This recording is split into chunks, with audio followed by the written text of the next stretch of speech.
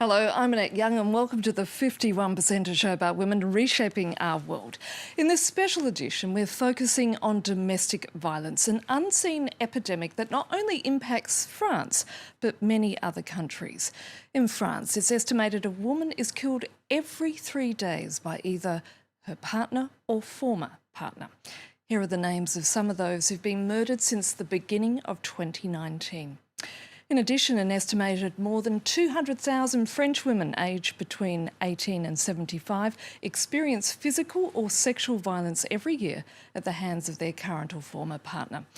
Now, the French government is working with NGOs and advocacy groups as they seek new ways to address the problem. In a moment, I'll be speaking to German criminologist Joachim Kersten, who works with the NGO Improdova, a project funded by the EU designed to improve frontline responses to domestic violence. But first, our reporters Julie Dungelhoff and Catherine Norris-Trent went to meet the parents of Julie Doib, a young mother killed in Corsica in March this year. Elle s'appelait Julie. Elle a été assassinée le 3 mars 2019 par son ex-compagnon. Elle avait 34 ans et 2 enfants, de 8 ans et 10 ans. Alors il serait monté à l'appartement. Julie a ouvert et il était armé, donc il lui a tiré une balle. Elle s'est sauvée sur le balcon et il aurait tiré une deuxième balle. Et après, il y a eu la voisine d'en dessous, qui aurait vu ce monsieur descendre l'escalier. La voisine a dit que quand elle m'a vue, elle a levé la tête et elle a pu bouger, elle a regardé en disant « il m'a tuée ».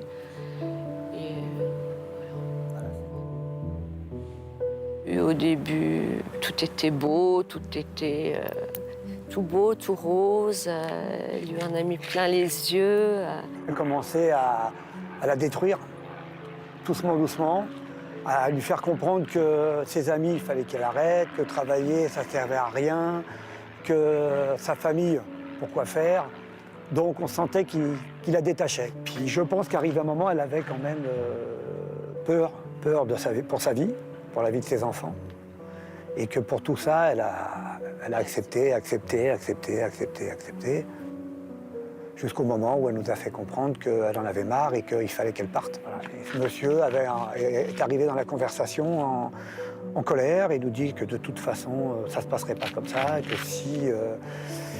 que si elle quittait pas la Corse, il la défigurerait, il la tuerait. Il la défigurerait, il lui ferait la misère, il la suivrait comme son nom. Et à partir de là, ça a été l'enfer pour elle.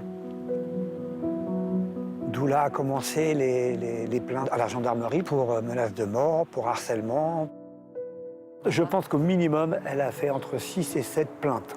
Il me pose des questions, quand, comment, où, à quelle heure. Voilà, après, c'est eux. Après, ils ne donnent pas de solution. Voilà. Après, vous pouvez rentrer. Il n'y a pas eu une fois où ils lui ont dit « attendez, bougez pas ». Elle n'a pas été aidée.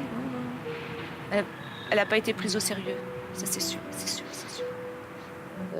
Quand elle avait déjà été portée plainte, alors, elle avait dit aux gendarmes « vous savez, il a une arme ».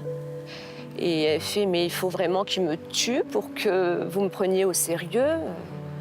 Voilà. Pour qu'on me prenne au sérieux, il faut qu'on me tue.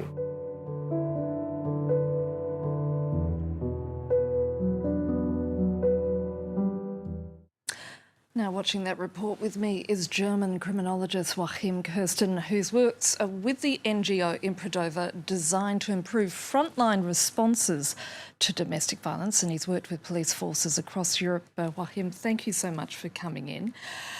Julie's parents there talks about the lack of response from the police, that apparently their daughter made a complaint 6 or 7 times, but she clearly wasn't heard.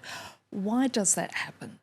It happens, unfortunately, because these complaints are not taken seriously enough, and the risk for the female is not assessed correctly. There's a tradition of ignorance in law enforcement also, but this has changed in the last 20 years in many parts of Europe. So these things are taken more seriously now. And there is a better link between police and support services, and sometimes the city administration and so on, to respond to these cases. But in this case, as it was shown to us, it's clearly a question of neglect and ignorance of those who are there to protect victims. Tell me a little bit more about the work you're doing at Improdova. We are looking at the first-line responders. So this is mainly police, but also medical health care practitioners. And the data say, the numbers we have say that women are more likely to go to healthcare professionals before they go to police, or to a higher rate they approach doctors or hospitals, and to a lower rate it's police. Because they believe the police won't listen to them. They believe that police won't do much or won't be able to do much. That's one of the reasons. Other reasons are that there is shame, embarrassment. Women not only sort of keep up the house, but they also keep up the image of the family, of the happy family, the good family. And some victims, unfortunately, have believed that they can change the perpetrator, the husband, the partner. So what are you doing with police forces specifically to change that attitude?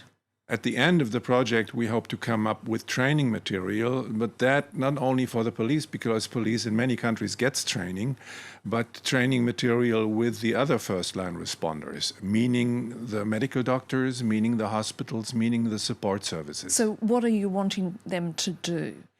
To react more appropriately to these calls, to establish safe ways of risk assessment.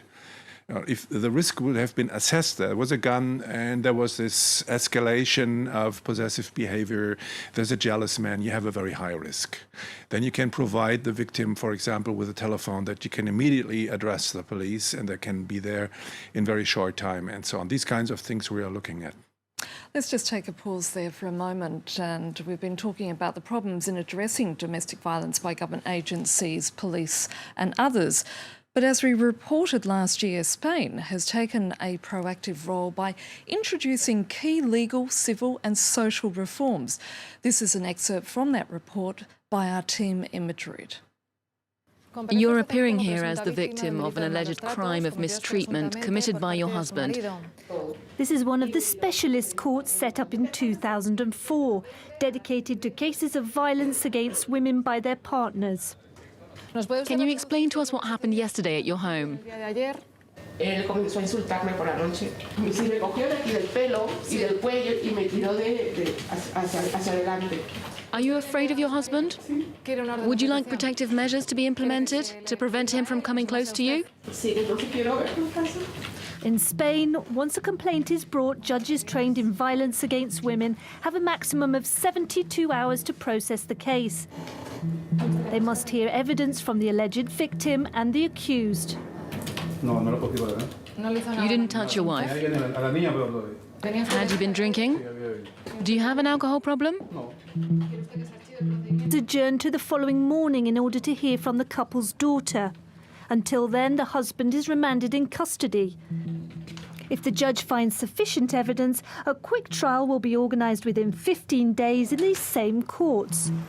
You're accused of making threats within the household. You can, if you like, accept the facts of the case. Duly noted. You also accept the sentence proposed by the prosecutor for that instance, community service. When the evidence is overwhelming, often the defendant pleads guilty before the trial even begins and has his sentence reduced. But preventative measures are taken to protect the victim. The most important thing to keep in mind is that for the next 6 months, he cannot get near you nor contact you. If the man breaches the order, his sentence could be changed to a jail term. The law sets out stiffer sentences for crimes involving this type of abuse. If these threats had taken place outside a relationship or a household, we'd be dealing with a minor crime. And if the victim hadn't filed a complaint, there would have been no trial. But this case here is different. These threats fall under a special category called violence against a woman in a relationship. And this means the victim doesn't have to file a complaint. The state acts directly on her behalf. Now, watching that report with me is German criminologist Joachim Kersten, who I said earlier works with the NGO Improdova.